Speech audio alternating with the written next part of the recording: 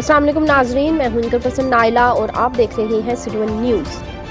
जी खबर शामिल करते हैं रावलपिंडी से।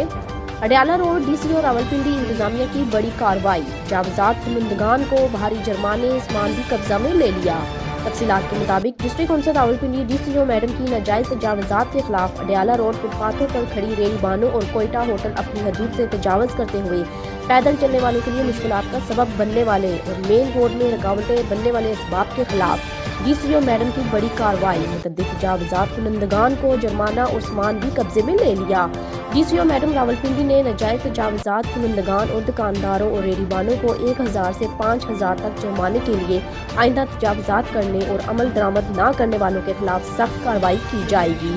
उन्होंने मजीद बात करते हुए कहा, तजावजात की इजाज़त किसी को नहीं देंगे और तजावजात किसी सूरत कबूल नहीं। मजीद हमारे डिस्ट्रिक्ट रिपोर्टर को बताया गया कि इन नाजायज तजावजात की वजह से अडयाला रोड पर ट्रैफिक जाम रहना मामूल बनता जा रहा है।